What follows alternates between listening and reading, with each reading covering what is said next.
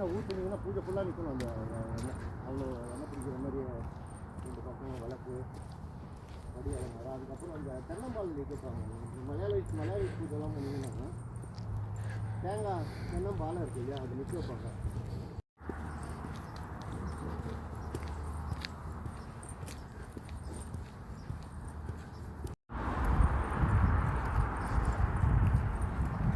Light வரும் வெளில இல்லை, லைட்டெல்லாம் போட்டு தான் வச்சுருக்கோம், இருந்தாலும் வைக்கல.